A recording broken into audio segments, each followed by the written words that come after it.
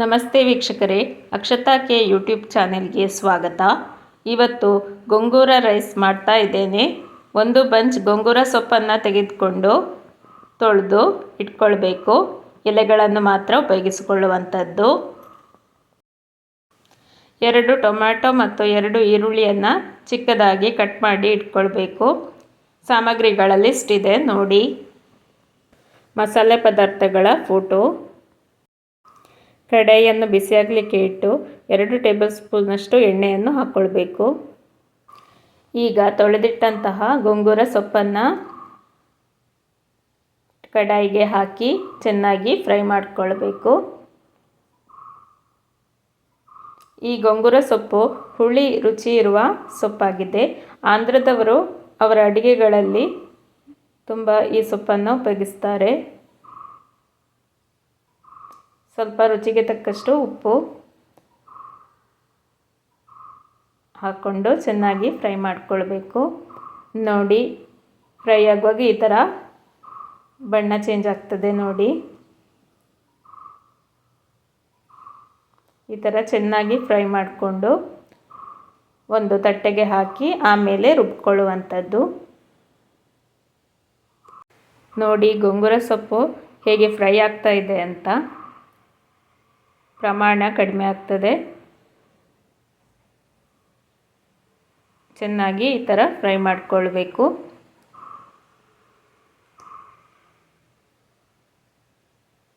ನನ್ನ ಚಾನೆಲನ್ನು ಹೊಸದಾಗಿ ನೋಡ್ತಾ ಇದ್ದರೆ ದಯವಿಟ್ಟು ಸಬ್ಸ್ಕ್ರೈಬ್ ಮಾಡಿಕೊಳ್ಳಿ. ಬೆಲ್ ಐಕನನ್ನು ಪ್ರೆಸ್ ಮಾಡಿ. ಇದರಿಂದ ನಾನು ಹಾಕುವ ಹೊಸ ವಿಡಿಯೋಗಳ ನೋಟಿಫಿಕೇಷನ್ಸ್ ನಿಮಗೆ ಬೇಗನೆ ಸಿಗ್ತದೆ. ವಿಡಿಯೋವನ್ನು ಆದಷ್ಟು ಲೈಕ್ ಮಾಡಿ. ನೋಡಿ, ಇನ್ನು ಒಂದು ತಟ್ಟೆಗೆ ಹಾಕ್ಕೊಂಡು ತಣದ ಮೇಲೆ ರುಬ್ಕೋಬೇಕು. ಈಗ ಅದೇ ಕಡಾಯಿಗೆ ಸ್ವಲ್ಪ ಎಣ್ಣೆ ಹಾಕಿ ಗ್ಯಾಸ್ ಆನ್ ಮಾಡಿಕೊಳ್ಳಿ. ಮಸಾಲೆ ಪದಾರ್ಥಗಳನ್ನು ಹಾಕಿ ಚೆನ್ನಾಗಿ ಫ್ರೈ ಮಾಡಿಕೊಳ್ಬೇಕು. ಈ ಮಸಾಲೆ ಪದಾರ್ಥಗಳು ಒಳ್ಳೆಯ ಘಮ ನೀಡ್ತದೆ. ಬಿರಿಯಾನಿ ಥರ ಆಗ್ತದೆ.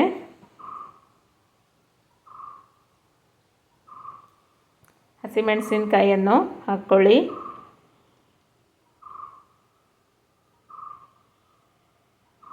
ಈಗ ಕತ್ತರಿಸಿದ ಈರುಳ್ಳಿಯನ್ನು ಹಾಕ್ಕೊಳ್ಬೇಕು. ಈರುಳ್ಳಿ ನಿಮಗೆ ಬೇಕಾದ ಪ್ರಮಾಣದಲ್ಲಿ ಹಾಕ್ಕೊಳ್ಳಿ. ಆಮೇಲೆ ಚೆನ್ನಾಗಿ ಫ್ರೈ ಮಾಡಿಕೊಳ್ಬೇಕು.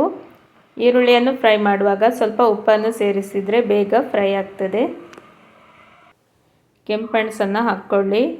ಸ್ವಲ್ಪ ಫ್ರೈ ಮಾಡಿ ಆಮೇಲೆ ಟೊಮ್ಯಾಟೊವನ್ನು ಸೇರಿಸ್ಕೊಳ್ಳಿ. ಚೆನ್ನಾಗಿ ಫ್ರೈ ಮಾಡಿ.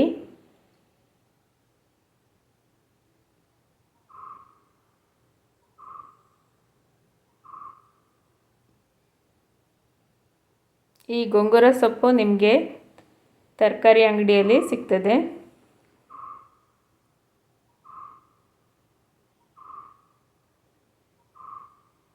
ಚೆನ್ನಾಗಿ ಫ್ರೈ ಆಗಲಿ. ಈಗ ಮಸಾಲೆ ಪೌಡರ್ಗಳನ್ನು ಒಂದೊಂದಾಗಿ ಸೇರಿಸ್ಕೊಳ್ಬೇಕು.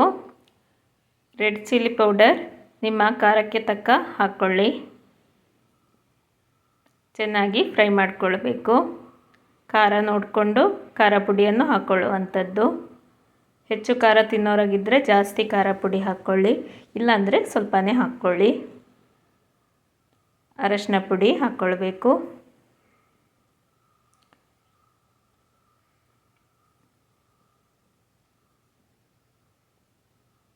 ನೋಡಿ, ಈ ಥರ ಫ್ರೈ ಆಗಬೇಕು. ಈಗ ಇದಕ್ಕೆ ರುಬ್ಬಿಟ್ಟಂತಹ ಸೊಪ್ಪಿನ ಪೇಸ್ಟನ್ನು ಹಾಕ್ಕೊಳ್ಳುವಂಥದ್ದು. ಸ್ವಲ್ಪ ಫ್ರೈ ಆಗಲಿ. ಎಲ್ಲ ಚೆನ್ನಾಗಿ ಹೊಂದಿಕೊಳ್ಬೇಕು. ಆಮೇಲೆ ನಿಮಗೆ ಅನ್ನಕ್ಕೆ ಎಷ್ಟು ಬೇಕೋ ಹಾಕಿ ಕಲಸಿಕೊಳ್ಳುವಂಥದ್ದು. ನೋಡಿ, ರೆಡಿಯಾಗಿದೆ. ಪೇಸ್ಟ್ ರೆಡಿಯಾಗಿದೆ. ಈ ಪೇಸ್ಟನ್ನು ಒಂದು ಕಂಟೈನರಲ್ಲಿ ಹಾಕಿ ಇಟ್ಕೊಳ್ಬಹುದು. ಅನ್ನವನ್ನು ಕುಕ್ ಮಾಡಿ ಮಿಕ್ಸ್ ಮಾಡಿಕೊಂಡ್ರೆ ಆಯಿತು.